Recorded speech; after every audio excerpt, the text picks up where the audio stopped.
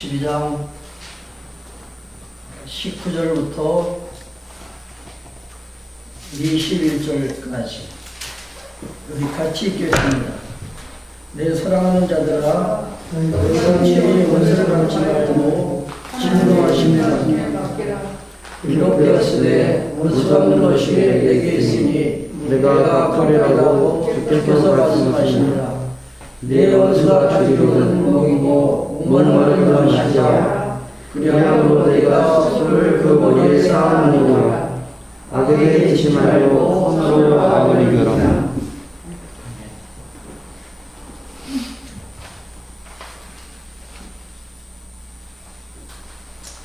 우리 로마서 12장부터는 이제 좀 주제를 좀 달리해가지고 우리 성도들의 신앙생활에 대해서 우리가 살펴보고 있습니다. 신앙생활을 가르치게 하는 것은 이제 하나님의 놀라운 은혜가 있죠. 그러므로 너희는 하나님 기뻐하시는 뜻이 무엇인지 잘 분별하도록 하라. 그리고 하나님께서 원하시는 산제사, 거룩한 산제사를 드리라고 말씀하십니다.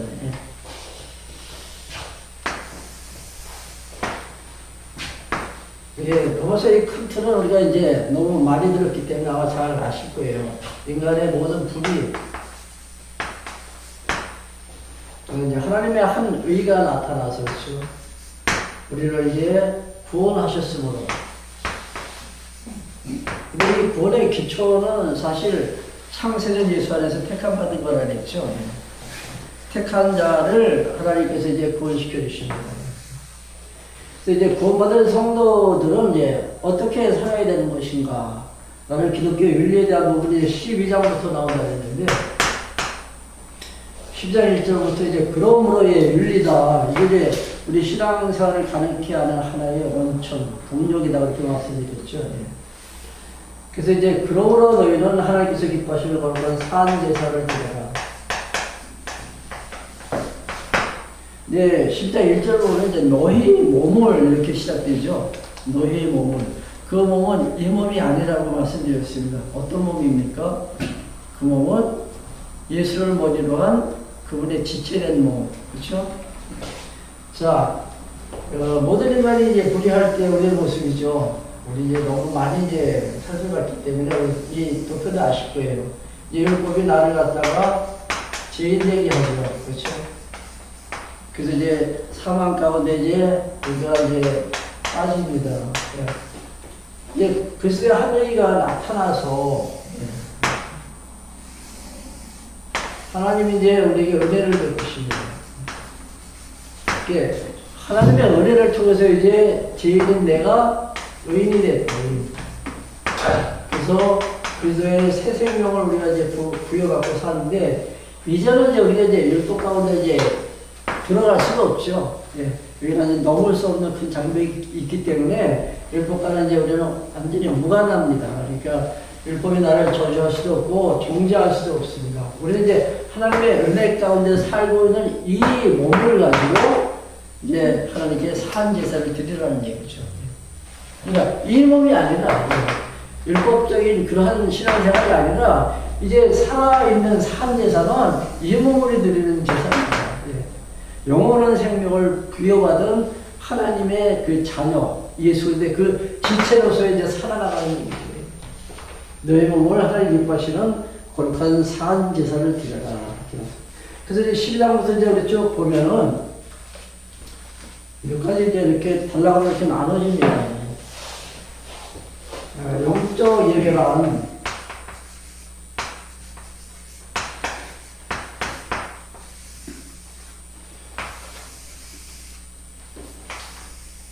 12장에 보면 이제 그 교회 안에서의 이제 그 우리의 은사생활이죠. 은사 실행, 교회 안에서 은사 실행. 이게 12장에 나옵니다. 이 영적인 신령한 예배가 어떤 예배를 했죠? 첫 번째는 하나님의 뜻을 분별하는 것이라고 했죠. 하나님의 뜻을 분별하면 이제 그 가치 판단이 이제 정해집니다. 그러니까 세속적인 가치가 아니라 신령한 가치, 무엇이 진정한 가치인가, 그래서 하나님을 경외하는 거죠. 같이 판단이 됩니다. 그러면 이제 두 번째가 뭐라 그랬죠? 지혜로운 생각을 할 수가 있다 그랬죠. 믿음의 분량만큼 그 이상을 우리가 넘보지 말고 믿음의 분량만큼 지혜로운 생각, 그렇죠? 지혜로운 생각을 하게 됩니다. 이거는 다시 말하면 분복을 인정하는 거예요. 하나님께서 우리에게 나눠주신 복이 저마다 다 다릅니다. 그렇죠? 어떤 사람은 정말로 잘 살 수 있도록 이제 부자로 하나님께서 만들어주시고, 어떤 사람은 하루하루가 힘들 정도로 가난하게 살아가는데, 그게 다 하나님께서 각자에게 나눠주신 분복이다. 이거 인정하면서 살아가는 얘기죠. 더 욕심 부리지 말고. 다 기억나시죠? 네. 근데 우리는 이렇게 시간마다 들어도 또 더 갖고 싶어서, 그렇죠? 더 채우고 싶어가지고 항상 모자라게 사는 거죠. 네. 가장 부자는 누굽니까? 네. 넉넉하다라고 생각하면서 사는 사람이 가장 부자예요. 어제인가 우리 그 조카뻘 때는 이제 그 권사님이 있어요. 나이가 나보다 한 살 밑인데, 권사님이 그 뭐죠? 그 꽃꽂이 하는 거, 그 한 장을 보냈더라고요. 이제 카톡으로 딱 보냈어요. 그래서 뭐라고 썼냐면은, 목사님이 기도해 주신 응답에 대한 답례다, 이러면서 보냈어요. 근데 그 꽃꽂이를 하게 되면 이제 동기를 이제 쭉 이제 썼더라고요. 이제 분리수거장에 가니까는 그 쓰레기 버리는 분리수거장에 보니까 꽃방울을 누가 버렸더래요. 그래서 그걸 하나 이제 지워다가 돈만을 투자해가지고 꽃을 이제 사서 자꾸 꽂으셨나봐요. 근데 너무 잘했어요, 예쁘게. 그래서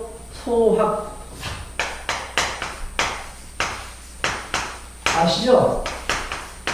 소확행, 그치, 말 들어보셨죠? 가장 작은 것으로 확실하게 행복을 느낀다. 이렇게 썼다고 해서, 야, 참, 대단하다고. 제가 답장을 했습니다. 예.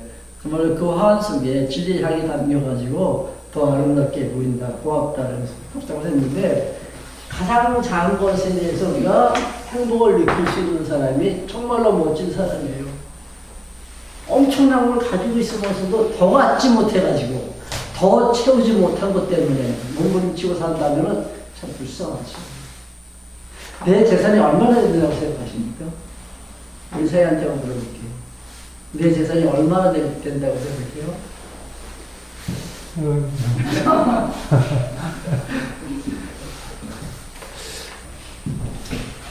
제가 그 금액을 알고 싶어서 던진 질문은 아니고, 사람들이 그 부동산 많이 가지고 있잖아요. 그럼 그게 내 재산이다 그렇게 생각하면서 살잖아요. 근데 실질적인 내 재산은 내가 평생 살아가면서 쓰는 만큼이 내 재산이에요. 쓰는 만큼이. 그거 만약에 남기고 가면 그건 내 재산이 아니죠. 내 자식의 재산이 되든가 아니면 다른 사람의 재산이 될 수 있어요. 그러니까 내가 오늘 쓰고 또 내가 내일 쓰면서 살아가면서 내가 쓰는 그 재산, 그게 바로 내 재산이에요. 많이 쓰면서 사시라고요.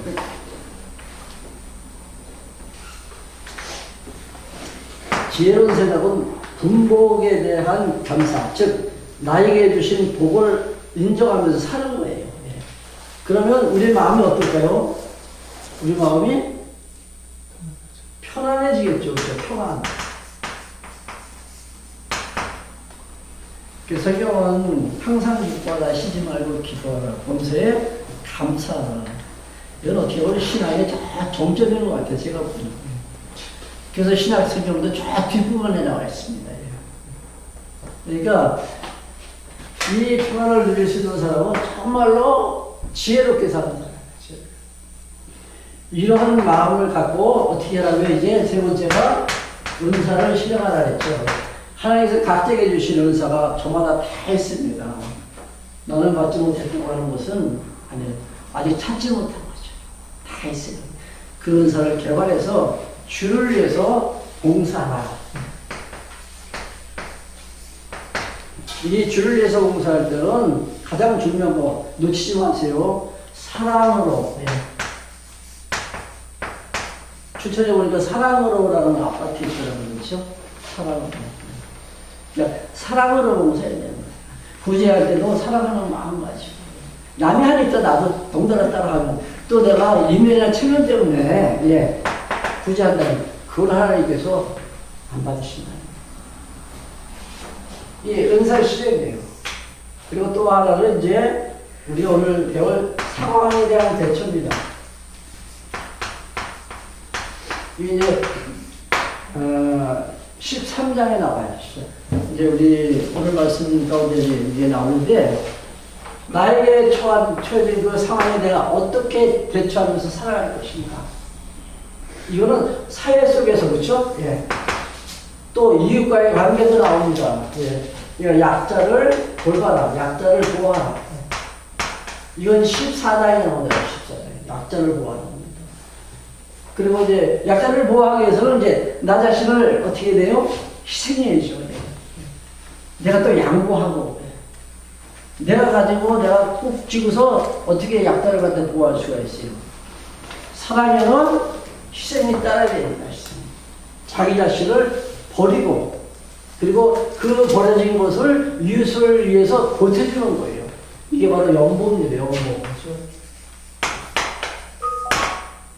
버려서 보충한다. 예. 나의 강한 것을 희생해서 약한 자를 채워주는 거죠. 예. 이게 이웃을 보호할 때, 예. 약자를 보호하는 겁니다. 그리고 이제 이방을 용납하라. 특히 이제 그 유대인들이 자기들만 이제 택함받은 선민이다 하면서 이방 사람들을 무시합니다. 동물 취급하는 거죠. 아주 못된 습성이에요. 저들은 지금까지도 그런 생각을 갖고 있어요. 유대 백성들이. 이게 15장에 나와요. 마지막 16장에서는 이제 교회를 세우는 감독이죠. 바울을 이제 동역자, 그때 33명이라 했잖아요. 그렇죠? 33명이 이름을 쭉 나열하면서 이제 교회를 세우려고 하는데 우리 협력하자. 이러면서 이제 로마서를 마치게 됩니다. 우리 12장 한번 17절 한번 먼저 볼게요. 12장 17절 보시면, 아무에게도 악으로 악을 갚지 말고 모든 사람 앞에서 선한 일을 도모하라. 지난 시간에 아마 여기까지 한 것 같아요. 아무에게도 악으로 악을 갚지 말고 선을 도모하라. 여기서 선은 뭐고 악은 뭐죠? 제가 지난번 말씀드릴 때 분명히 제가 규정을 지어드렸는데, 선, 악. 우리가 도덕적인 차원에서 성경을 보면 절대 안 됩니다. 그럼 성경 속에 하나님의 모습이 사라져요. 성경에 나오는 모든 선은 하나님의 좋아하심을 알죠. 그러면 악은 당연히 하나님 싫어하셔요. 그렇죠? 네. 여기서 지금 17절 한번 다시 한번 보시네요. 아무에게도 악으로 악을 갚지 말고 모든 사람 앞에서 선을 도모하라. 무슨 뜻일 것 같습니까? 악으로 악을 갚지 말라. 원수 갚지 말라는 얘기예요. 쉽게 얘기해가지고. 원수 갚지 말라. 나에게 피해를 준 사람, 그에게 우리가 이제 복수하고자 하는 그런 그 못된 그런 우리 인간에게 속성이 있습니다. 그렇죠? 네, 그렇게 하지 말아야 돼. 내가 복수 갚지 말아야 돼. 복수하지 말아야 돼. 내가 복수하고자 한다는 것이 이게 바로 악이에요. 네. 이게 무슨 뜻이에요? 하나님과 같이 되고자 하는 마음이죠. 네. 하나님만이 심판 준대. 네. 내가 복수한다는 것은 내가 하나님 자리에 앉아가지고 하나님 같이 내가 심판을 하겠다는 얘기잖아요. 그러니까 그 악으로 갚지 말라는 것은 하나님과 같이, 그 하나님과 같이 그 자리에 앉아서 복수하지 말라는 겁니다. 자, 19절. 내 사랑하는 자들아, 너희가 친히 원수를 갚지 말고 진노하심에 맡겨라. 여기 또 나오잖아요. 너희들이 원수 갚으려 하지 말라. 왜?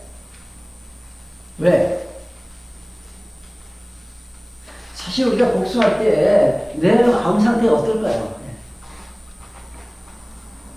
편안할까요? 천만에 그렇죠. 복수하기 위해서는 칼을 갈아야죠, 그렇죠? 그리고 밤새도록 어떻게 복수할 것인가 잠도 못 자면서 계속 고민하게 되잖아요. 그 심령이 얼마나 불편하겠어요. 그러니까 복수한다는 것은 나한테 불리해요, 나한테. 그러니까 하나님께서 복수하시니까 너희는 원수가 필요하지 말자. 예. 그 다음 절 이어서 보겠습니다. 내 사랑하는 자들아 너희가 친히 원수 갚지 말고 진노하시는 맡기라. 기록되었으되 원수 갚는 것이 내게 있으니 하나님께 있다는 얘기죠. 내가 원수를 갚으리라 주께서 말씀하십니다.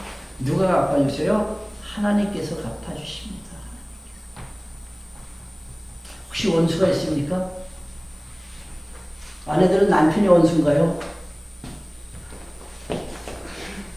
웃음도 안 나오네요. 다들 잘해주시나 보다.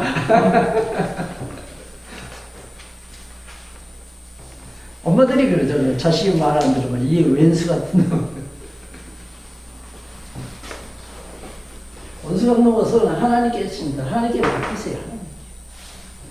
좀 내가 속상한 일이 있어도 나를 죽이려고 달려드는 사람이 있을지라도 내가 대처하지 말아요. 이게 상황에 대한 대처, 아까 말씀드렸잖아요.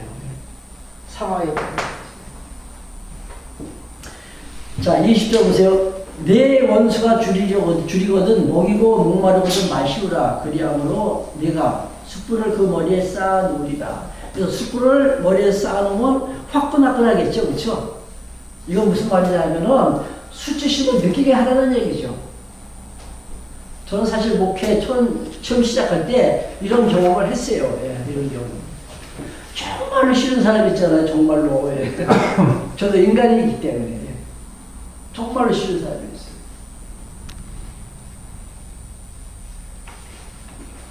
근데 저한테 다가올 때 너무 저한테 선대하는 거였죠. 예. 변함없이 꾸준히. 예. 나중에는 제가 부끄럽더라고요. 그러면서 제 그 추한 마음이 조금씩 이제 사라지기 시작하더라고요. 그러니까 원수를 갚으려면 그렇게 갚으라는 얘기죠. 어떻게 해요? 내 원수가 줄이려거든 먹이고 목마르거든 마시우라. 여러분들이 싫은 사람 없습니까? 싫은 사람 없어요?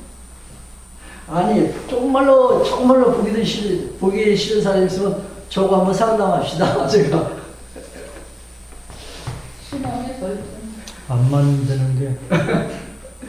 아니 제가 탁구 칠 때 권사님이에요. 그것도 권사님. 그렇게 싫더라고요. 근데 저만 싫어하는 게 아니라 보니까 주위에 있는 사람들이 다 싫어요. 그래서 제가 상담 공부할 때 교수한테 이제 그 24시간, 일주일에 한 번씩 6개월 동안 이게 상담을 받아야 돼요. 그런 코스가 있어요. 그 상담을 이제 한 10대 시간 아마 받을 때 같아요. 그때부터 그 생각이 딱 떠오르더라고요. 내가 그 권사님을 왜 미워하는지 제가 상담받으면서 딱 떠오르더라고요. 이 마음이 아직까지 지워지지 않았구나, 내가. 근데 제가 이제 아주 아마 소년 시절일 것 같아요. 지금 생각하면. 정확한 나이는 지금 기억이 안 나는데, 그때 아주 꼬마가 있었어요. 꼬마가, 예쁘장한 꼬마가, 여자아이인데. 근데 우리 집에 오는 게 그렇게 싫은 거지. 정말 안 왔으면 좋겠는데, 맨날 와가지고 그냥 말썽이나 부리고 그러니까, 정말 그렇게 밉더라고요. 근데 그 꼬마가 얼굴이 예쁘장하고 아주 키가 조그매요. 근데 그 권사님이 키가 작으면서 아주 예쁘장하게 생기셨어요. 그 생각이 딱 떠오르더라고요. 이 마음이 아직까지 나에게 있구나. 그 생각이 떠오르는 순간에 권사님이 조금씩 예뻐 보이더라고요. 이게 상담 효과예요. 지나가는 말로 이제 한번 했습니다. 그러니까 내가 원수가 필요하지 말고 오히려 그를 위해서 선대해 주라는 얘기죠. 만약에 그가 배고프면 가서 먹여주고 입을 것이 없으면 입혀주라는 얘기죠. 그러면 그 사람이 마치 머리에다 끌어얹어 놓은 것 같이 스스로 수치심을 느끼는 거예요. 수치심을. 그러니까 절대 복수하려 하지 말아요. 이어서 이제 계속 나와요. 예. 자, 21절. 악에게 지지 말고 선으로 악을 이기라. 여기서 선이 뭐라 그랬어요? 하나님 좋아하심이라 그랬죠. 악에게 지는 뭐예요? 자기 중심으로 판단하는 거예요. 이거 하나님께서 가장 싫어하는 거라고 그랬죠. 이게 바로 인본주의 사상이에요. 인본주의. 지금 이 모든 안산업무를 누가 주관하시는데 하나님께서 주관하시고 그분이 선면에 나가시잖아요. 그렇죠? 하나님께서 지금 그렇게 하시는 거예요. 저 사람이 나를 미워하게 하나님께서 그렇게 하신다는 얘기죠. 근데 내가 옷을 갚으려 한다는 것은 내가 하나님 자리에 지금 올라가는 거죠. 다시 한번 볼게요. 악에게 지지 말라. 그리고 선으로 악을 이기라. 여기서 진다는 것은 자기 중심으로 자기가 판단해서 자기가 복수하라는 것이죠. 선으로 이기라는 건 뭐예요? 하나님 좋아하시는 하나님의 뜻이라고 생각하고, 예. 왜 하나님께서 그렇게 섭리하시는가? 여기에 대한 이유를 밝혀나가는 거죠. 다시 한번 말씀드릴게요. 13절 넘어갑니다. 이제 13절에는 상황에 대처하는 그러한 내용입니다. 아마 13절이 참 난해한 기절이에요. 제가 미리 말씀드렸지만은 정말 우리 크리스찬들이 이럴 때는 어떻게 행동을 해야지? 라는 캐시 마크를 던질 만큼 아주 힘든 기절입니다. 오늘 우리 잘 풀어갑시다. 각 사람은 위에 있는 권세들에게 굴복하라. 위에 있는 권세는 누굽니까? 나보다 윗사람이에요. 예. 나보다 윗사람을 딱 총칭하는 말이에요. 여기 로마서에 나오는 위에 있는 권세는 로마의 황제를 가리킵니다. 예. 오늘 보면은 우리 정부를 이끌어가는 문재인 대통령, 예? 그렇죠? 북한의 김정은, 예. 다 마찬가지예요. 위에 있는 권세들이라는 거죠. 근데 오늘 말씀에 뭐라 그랬어요? 권세들에게 굴복하라. 예, 굴복하라.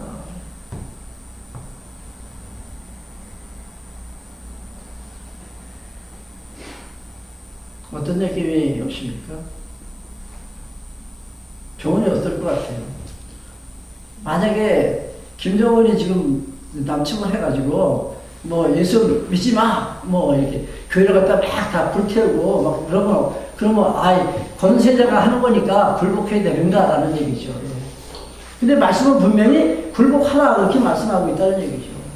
왜? 권세는 하나님께로부터 나지 않음이 없나니 모든 권세는 다 하나님께서 정하신 것이다. 이해가 되십니까?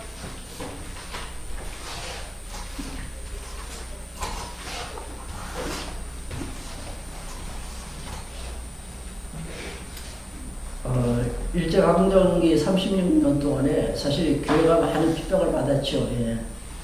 그 제한내에 있는 어느 한 교회는 완전히 교회 문을 갖다 완전히 봉쇄시켜가지고 그 안에다 불을 질러서 화재를 일으켜가지고 그 안에 있던 사람들이 다 죽었잖아요.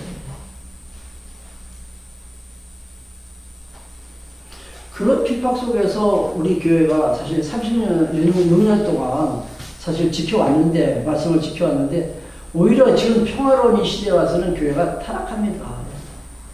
그때는 그 진리를 지키기 위해서 그들이 정말로 몸부림쳤어요. 예. 그래서 살기 편하고, 예, 모든 것이 다 자유로워지니까 오히려 복음은 다 퇴색되고 있다는 거죠. 제가 이 말씀을 먼저 던진 이유가 있어요. 예. 이게 핍박이 주는 하나의 의미가 될 수도 있겠죠. 예. 근데 모든 권세자들은 하나님께서 세우십니다. 이스라엘 백성들 그 주변 국가를 보면은 강대한 나라, 제국들이 있었잖아요. 그렇죠? 아브라함 시대는 애굽이 있었죠. 네. 그리고 이제 하나님께서 약속하신 대로 이제 나라를 창건하고 그리고 다윗을 중심해서 이제 이스라엘 국가가 이제 세워졌는데 처음에는 이제 이스라엘 국가가 좀 다윗하고 이제 솔로몬 시대는 굉장히 좀 평화로운, 그러니까 그 전성기라 그러죠. 80년 동안은 이스라엘에 정말로 평화가 유지가 됐습니다. 그러다가 이제 나라가 이제 분열되면서 이제 북쪽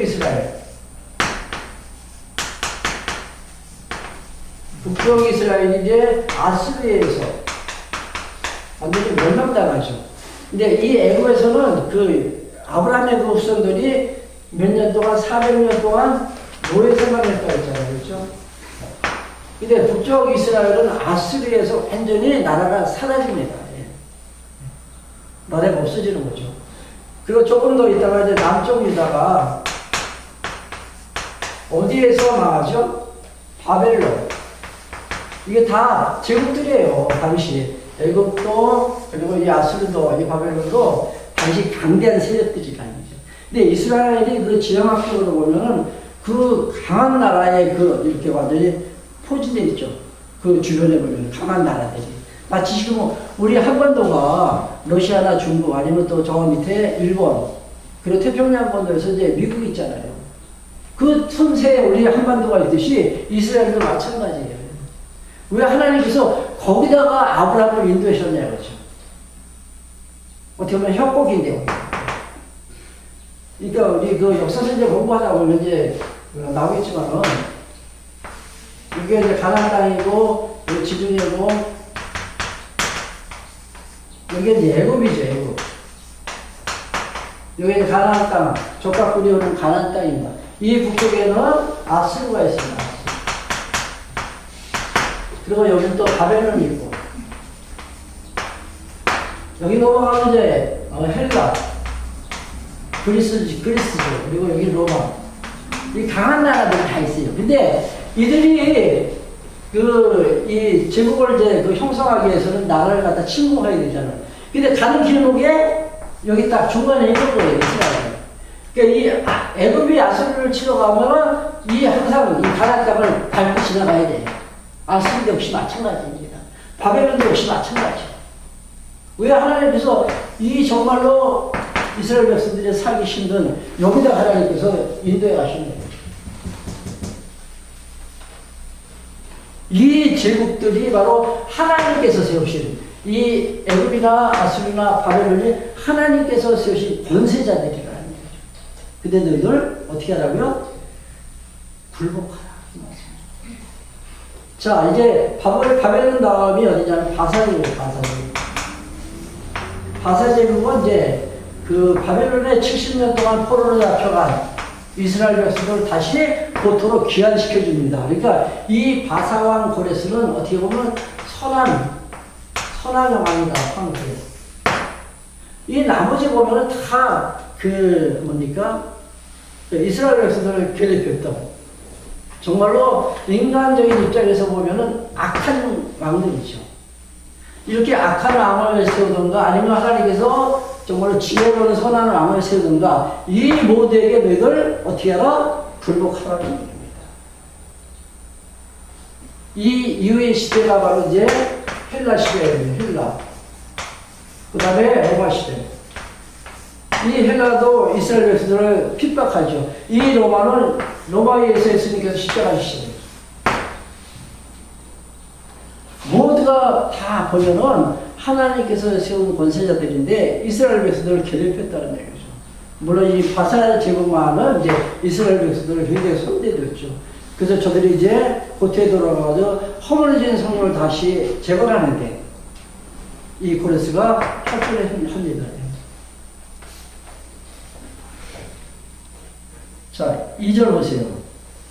그러므로 권세를 거스리는 자는 하나님의 명을 거스리미니 거스리는 자들은 심판을 자취하리라. 여기서 그 13장 1절을 다시 한번 제가 읽을게요. 각 사람은 위에 있는 권세들에게 굴복당하라. 여기 굴복하라는 이제 능동형인데 원문에 보면 굴복당하라에 당하라. 그러니까 너희들 굴복당할 수밖에 없다는 얘기죠. 하나님께서 세우셨으니까. 제가 이제 서대에서 이렇게 말씀드릴 때, 예수 믿지 못하게 하는 민원자들을 갖다 핍박하고 죽이는 그러한 통치자 밑에서 우리가 어떻게 행동을 해야 될 것인가. 여기에 대한 제가 질문을 더 드렸잖아요. 그렇죠? 하나 예를 들면 일제 식민 통치에 우리가 있을 때 신사참배를 강요하죠. 이 신사는 신을 모시는 신당, 신당입니다.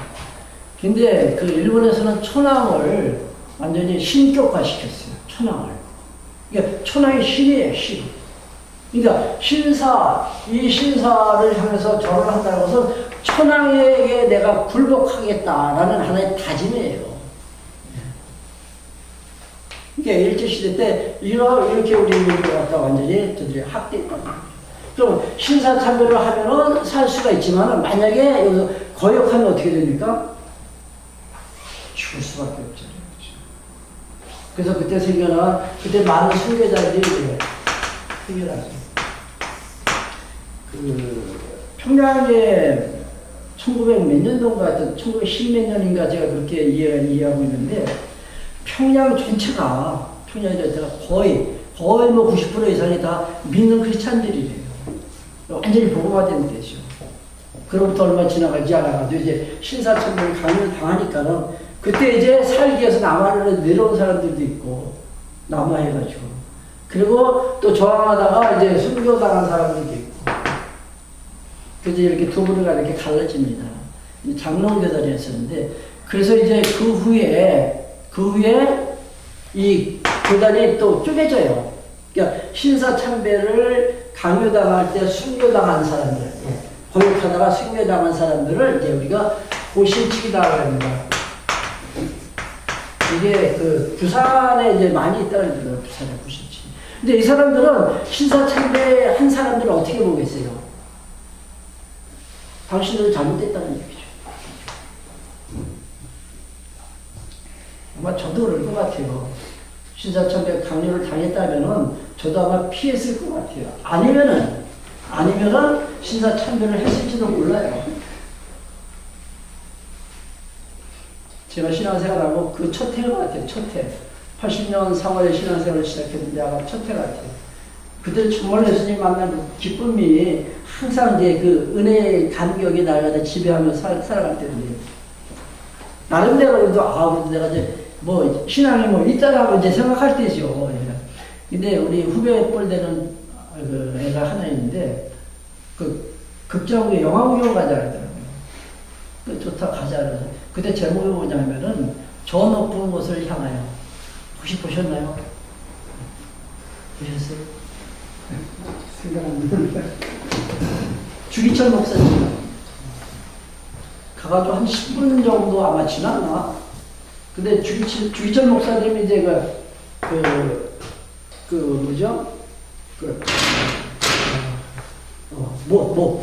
못을 이렇게 다 박아놨어요. 그래서 다 박았는데 쫙 못 박힌 피를 갖다가 이렇게 맨발로 걸어가시더라고요. 디딜 때마다 피가 막 나잖아요. 그걸 보는 순간에 왜 이렇게 눈물이 쏟아지는지 1시간 이상을 울면서 봤어요. 울면서. 그렇게 순교를 당했다는 얘기죠. 그 당시에. 그러니까 순교당한 사람들 순교당한 사람들이야 말할 수 없겠지만은 이제 피해가지고 이제 남아한 사람들. 그 사람들은 지금 참배한 사람들, 신사 참배한 사람들을 갖다가 인정을 못하는 거예요. 인정을 안 해준다. 어떤 게 옳고 어떤 게 잘못되냐 이거죠.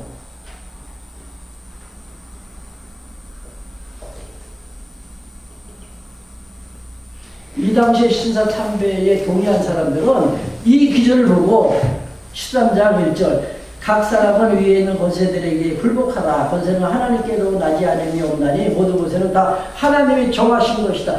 이걸 갖다가 지금 인용한 거예요. 봐라. 하나님께서 주신 권세자인데 우리 따라야 되지 않느냐. 어떻게 보면 부식이 될 수도 있겠죠. 그렇죠? 살기 위한 변명이 될 수도 있겠고. 그러니까 신사참배하자. 그래가지고 서로 이제 협의해가지고 신사참배를 한 거예요. 또 어떤 게 맞냐 이거죠. 어떤 게 잘못된 것이고. 이런 괴리 현상을 우리가 해결해야 돼요.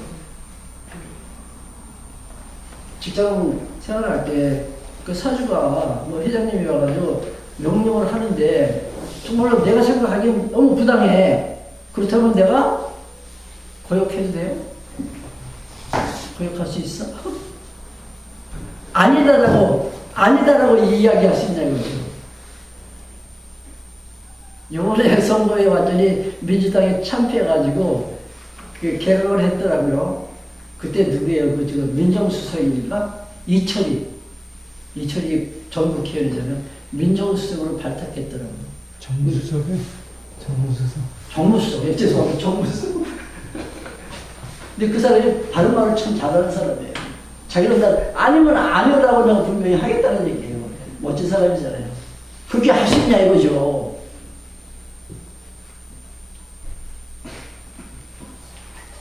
우상숭배하지 말라고 그랬으니까 신사참배는 우상숭배잖아. 그렇다면 거기 순종하면은 우리가 뭐 제사 지낼 때 절하고 그런 것도 다 해야 되지. 그렇다면.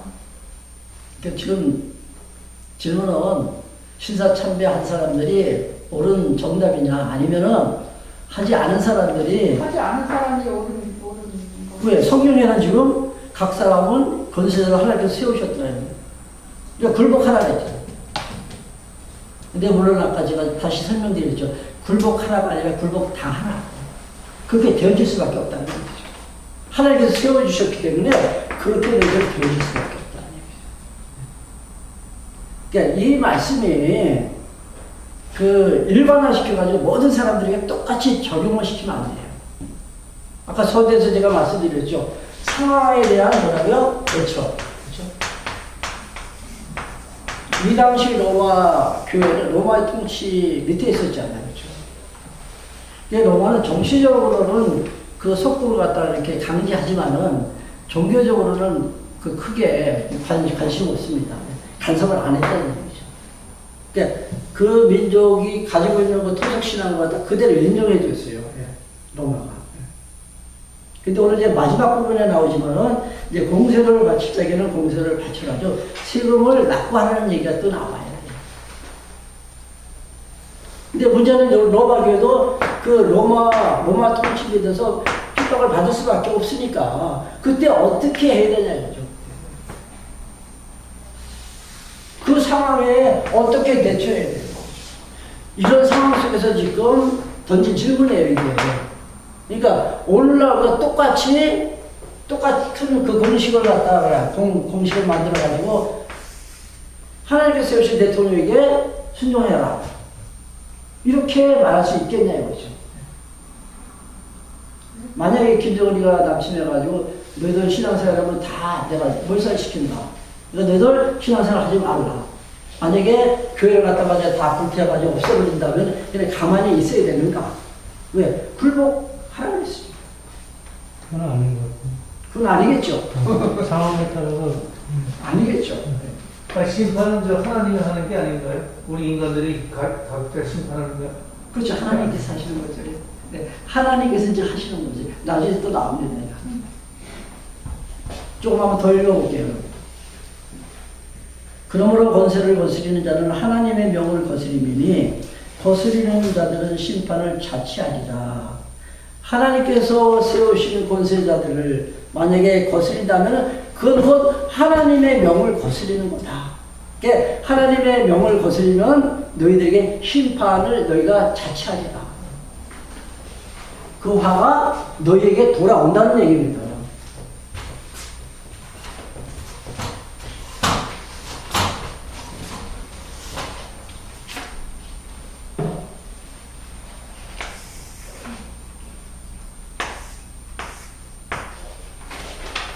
이 로마서가 기록되는 게 주 65년경이에요.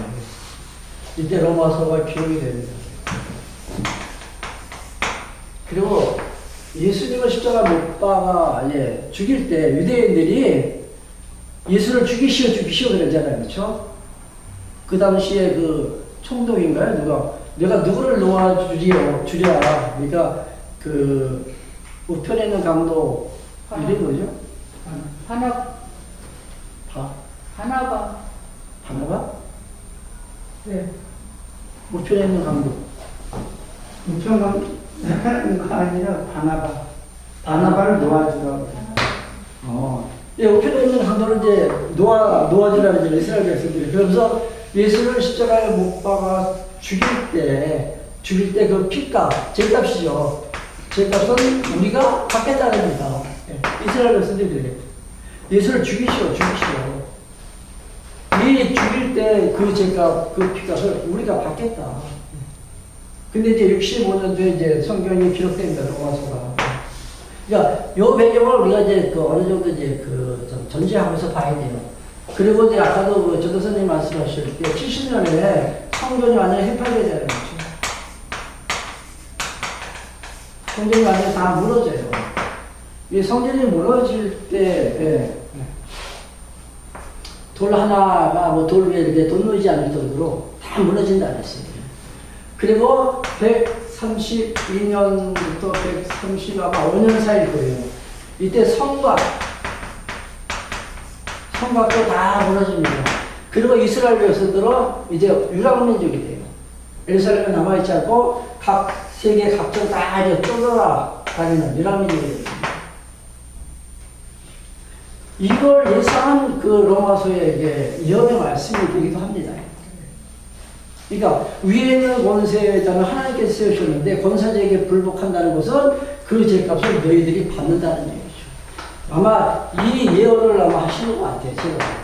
이 로마서 기록된 게 65년이니까. 그 뒤에 70년도에 성전이 무너지고 132년도에 성곽이 무너지면서 이스라엘 백성들 다 분산된 거죠. 그 독립을 이제 1940 아까 45년이죠. 네. 아까 1945년에 독립하잖아요. 그때까지. 근데 2000년 동안 이스라엘 백성은 나라 없이 살아간 거예요. 자, 3절. 바로들은 선한 일에 대하여 두려움이 되지 않고 악한 일에 대하여 대단해. 선한 일에 대해서는 두렵지 않다는 얘기죠. 아까 선이 뭐라 그랬어요? 이걸 꼭 기억하셔야 돼요. 하나님의 좋아하심. 그렇죠? 인간의 생각. 이렇게 나눠서 생각하시면 돼요. 선한 일에 대해서는 두려움이 없다. 하나님의 좋아하심과 하나님의 뜻. 하나님의 뜻대로 지금 이루어진다는 것을 우리가 믿고 따라가면 된다는 얘기죠. 그럼 들을 게 하나도 없는 거죠. 하나님께서 나를 지금 인도해 가시는 이 지금 나의 삶의 현장, 이게 하나님께서 나를 향하신 그분의 뜻이라. 이걸 믿고 가자는 얘기예요. 그럼 걱정될 게 없잖아요. 그렇지 않나요? 그 뜻을 믿고 그 다음에 저항하는 것도 그 뜻 아닐까요? 반대로 생각하면 나를 향하신 하나님의 뜻. 다시 이따가 다시 말씀드릴게요. 그 부분은. 그러니까 하나님께서 지금 하시는 일이잖아요. 지금 내가 저항하는 것도 하나님께서 하시는 일이잖아요. 그럼 빼놓을 수 없잖아요. 그러니까 하나님께서 하시는 그 일을 통해서 나를 이제 나되게 해가십니다. 하나님께서. 그러니까 하나님의 뜻으로 우리가 받아들이고 우리가 살아가면 두려울 거 하나도 없다는 얘기죠.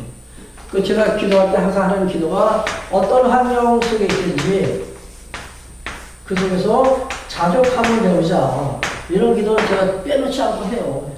어떤 환경에 있든지 자족함을 쌓자. 그 길이 좋다는 얘기죠. 왜 하나님께서 나에게 이렇게 힘들게 하실까? 이 생각 자체가 불신해요. 불신하게. 내가 가는 그 길에 하나님께서 예비하신 은혜의 꽃길이 있다. 제가 가끔씩 사용하잖아요. 지금. 내가 가는 그 길목에 하나님 예비해 주신 은혜의 꽃길이 있다.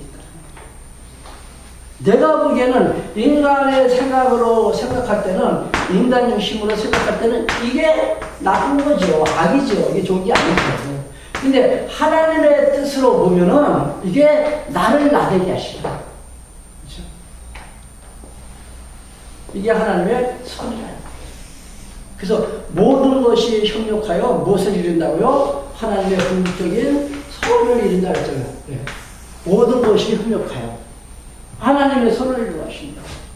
내 생각으로 볼 때, 내 생각으로 이게 좋고 이건 나쁘다라고 생각하는 그 모든 것이 이렇게 합쳐질 때 협력해서 하나님의 선하신 뜻이 이루어져요. 이해가 되십니까? 다시 한번 볼게요. 3절 관원들은 선한 일에 대하여 두려움이 되지 않고 악한 일에 대하여 두려워한다. 선한 일에 대해서는 두렵게 생각하지 않는데 악한 일에 대해서는 두려움을 갖는다는 얘기죠. 악한 일은 자기중심적인 생각이에요. 그러니까 내가 생각하면 이거 겁나고 무섭잖아요. 그렇죠?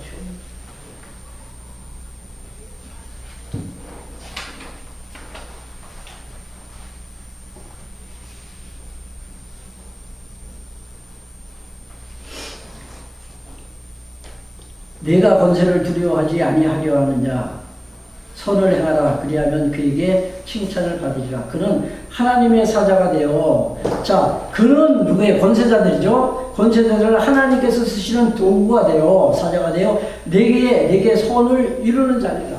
그들을 통해서 예 아까 쭉 나열했잖아요. 바벨론 뭐 그다음에 어디요 바사 애굽 등등 그 권세자들을 통해서 무엇을 이루어가요? 나에게 향하신 당신의 뜻을 이루어가신다는 얘기예요. 다시 한번 보세요. 예. 4절. 여기 드시면 돼요.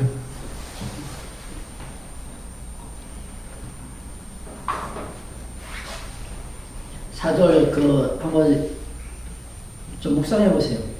그는 하나님의 사자가 되어 내게 손을 이루는 자리라. 나를 향하신 손은 하나님의 뜻이라 했죠. 예? 나를 향하신 하나님의 뜻을 그들을 통해서 하나님께서 이루어 가신다는 얘기죠. 권세자들을 통해서. 개인적으로는 나지만은 교회적으로 볼 때는 교회 공동체를 하나님께서 이루어 가실 때 하나님 당시의 뜻을 이루어 가실 때 그 권세자들을 통해서 이루어 가시다. 그러니까 그들과 우리가 무관한 게 아니죠. 그 교회는 어차피 세상 속에 있잖아요. 세상 속에 있죠. 그러나 4절입니다. 그러나 내가 악을 행하거든 두려워하라. 그가 공연히 칼을 가지지 아니하였으니 곧 하나님의 사자가 되어 악을 행하는 자에게 진노하심을 위하여 보호하시라. 아까도 말씀드렸지만 이스라엘 백성들이 예수님을 십자가에 못 박아 죽일 때 그때 그 피값 내가 받겠잖아. 이게 저들이 악을 행하는 거죠. 그러면 반드시 보응을 받는다.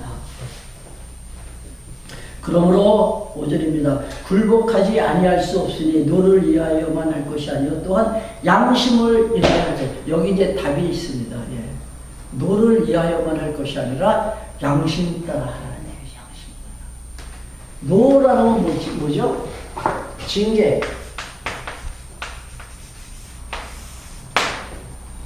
두려움 때문에 그렇게 하지 말라는 얘기죠. 그렇다면 양심을 위해서 한다는 거예요. 양심. 이 양심이 바로 신앙 양심입니다. 신앙 양심.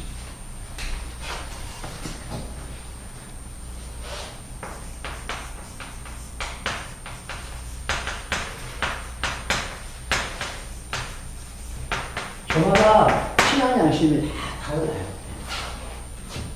그러니까 내 신앙의 양심의 자유라는 게 있죠. 그 신앙 양심의 자유에 따라서 행동하라는 얘기예요. 아까 얘기했잖아. 그 굴복해야 됩니까? 아니면 해서는 안 됩니까? 뭐 지금 교회를 갖다 막 핍박하고 그 교회당을 갖다 불살라 지금 없애는데 그 가만히 있어야 됩니까? 이런 질문 나왔잖아요. 신앙 양심에 따라서. 자, 그 신사 참배할 때 참배를 거부하면 죽을 수밖에 없잖아요. 이런 신앙 양심이 있으면은 이 신앙 양심에 따라서 행동하라는 얘기예요.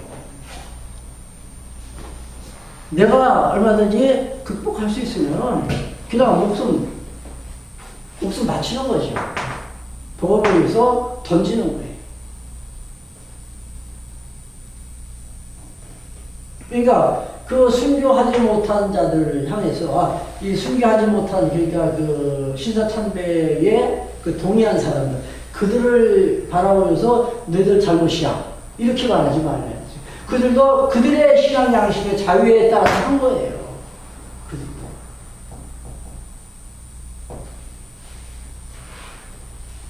우리 이제 그 가깝게 우리 이제 그 생활 주변에서 한번 예를 한번 들어볼게요.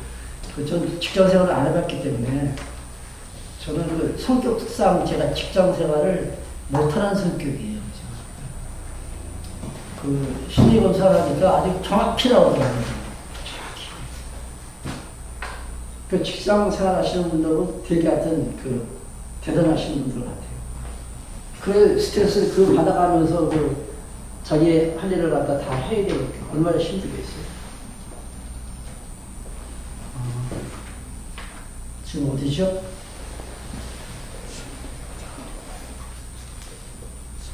곧 하나님의 사자가 되어 악을 행하는 자에게 진노하시 5절 그러므로 굴복하지 아니할 수 없으니 노리려 할 것이라 신앙의 양심을 따라 신앙의 양심을 따라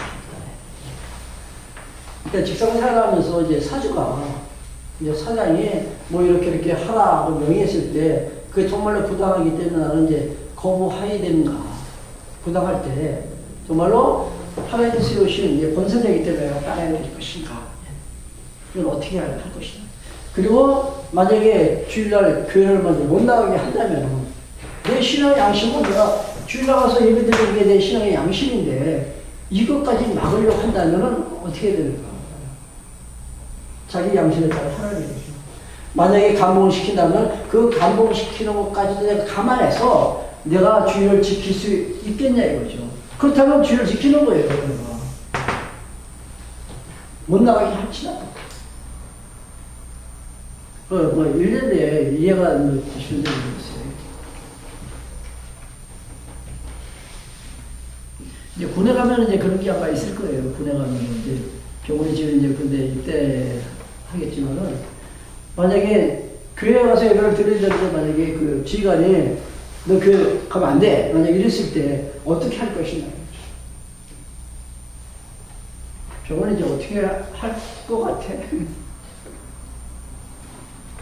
그럴 리 없을 것 같아요. 가봐요.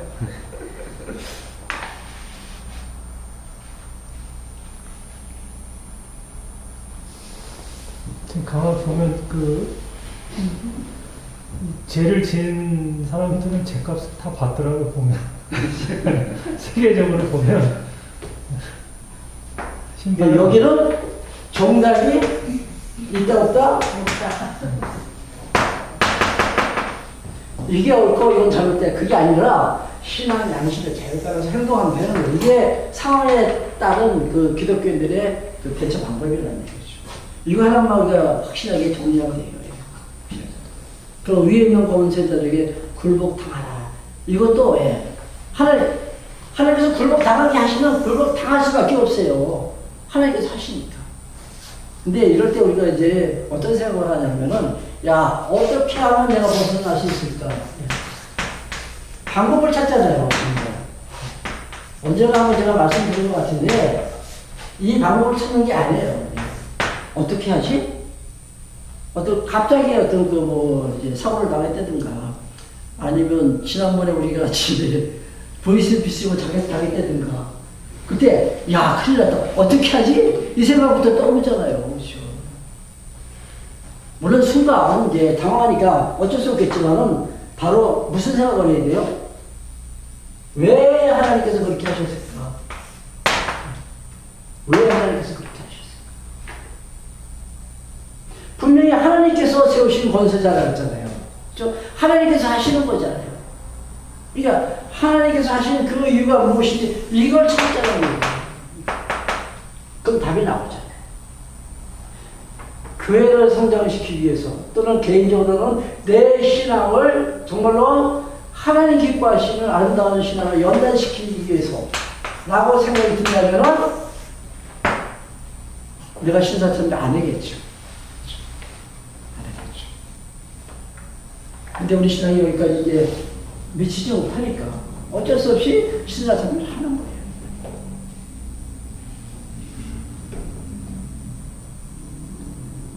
6절 너희가 공세를 바치는 것도 이를 인함이라. 저희가 하나님의 일꾼이 되어 바로 이 일에 항상 힘쓰리라. 모든 자에게 줄 것을 주되 공세를 받을 자에게 공세를 바치고 국세를 받을 자에게 국세를 바치고 두려워할 자를 두려워하며 존경할 자를 존경하라. 여기 보면 이제 납세가 나오잖아요. 납세. 그렇죠? 그 제자들이 질문했나요? 예수님께? 가이사에게 좀 세금을 납부해야 됩니까? 그런 질문을 받았을 때, 물고기 입에서 동전을 빼놓으죠. 제자들에서. 동전에 그려진 그 이제 얼굴 화상. 그걸 보면서 누구의 얼굴이냐 하니까 가이사의 얼굴이다. 그럼 가이사에게 맞춰서 가이사에게 맞추고, 하나님께 맞춰서 하나님께 맞추라. 납세의 의무. 백성이라면 우리나라 국민들도 무슨 의무가 있습니까? 납세, 남자들은 국방의 의무는 그러고, 요즘에 그 페미니즘 때문에 말이 많더라고요. 그 여자들 이제 군에 입대해야 된다, 뭐 이렇게 주장하는데. 네. 자, 납세, 국가, 또 하나가 뭐가 있죠? 교육이, 교육, 그렇죠? 지금 그 의무 교육이 어디까지입니까, 지금? 고등학교까지 일부. 고등학교까지? 고등학교까지 의무 교육이? 전 지금 중학교까지 알고 있는데. 네. 그러니까, 납세 여부 국방의무 교육에 뭐가 있잖아요. 이게 권세자들이 세우시는데, 그 권세자들이 지금 요구하는 그 의무사항입니다. 이제 우리나라 같은 납세 여부가 있는데, 사실 세금을 바쳐야 된다는 얘기죠. 권세자들이 요구하면은 세금을 내라는 얘기예요. 근데 이 세금이 지금 어디까지 불똥이 튀었냐면은 교회 안에까지. 지금 그 목회자들이 세금 냅니다. 그렇지. 근데 원래는 이 교회는 비영리단체잖아요. 그러니까 세금을 내가 뭐 수입이 있을 때, 그러니까 내가 뭐 사업을 해가지고 소득이 있을 때, 거기에 대해서 내가 내는 게 세금인데, 교회는 어디까지 비영리단체예요. 근데도 세금을 내라고 하는데, 내야 되냐 이거죠.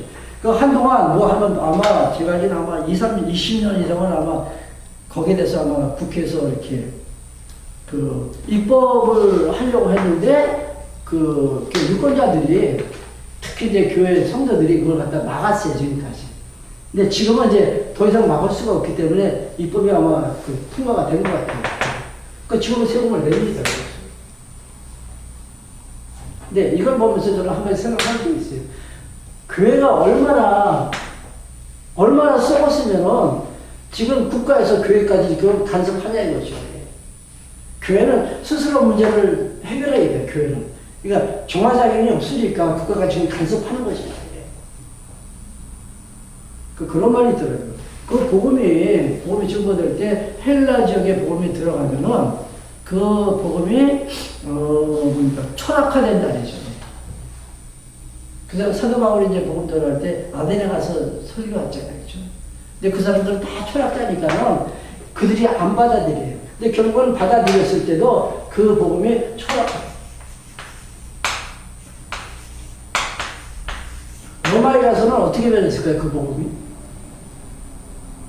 로마는 정치 세력하고 이제 결탁이 되죠. 미국에 건너가니까 그 복음이 기업화가 됐어요. 자, 제가 질문을 하나 드릴게요. 우리나라에 들어와서, 한반도에 들어와서 그 복음이 어떻게 변했을까요? 유교화. 또, 샤머니즘화 됐겠지. 한반도에 들어와서. 정치화된 것 같은. 네? 정치화. 정치? 재미난 얘기를 하더라고요, 그거. 부동산을 이럴 때. 재벌이 됐다는 얘기죠, 재벌이.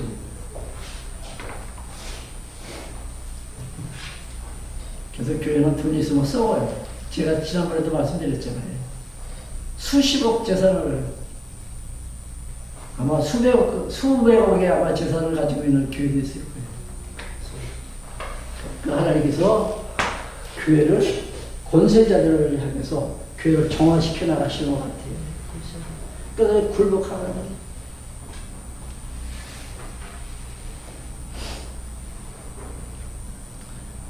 모든 자에게 줄 것을 주되 공세를 받을 자에게 공세를 바치고 국세를 받을 자에게 국세를 바치고 두려워할 자를 두려워하며 존경할 자를 존경하라.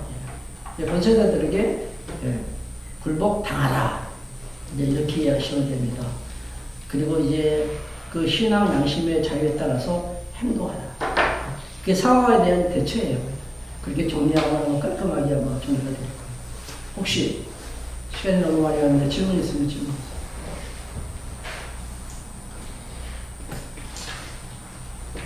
기도합시다.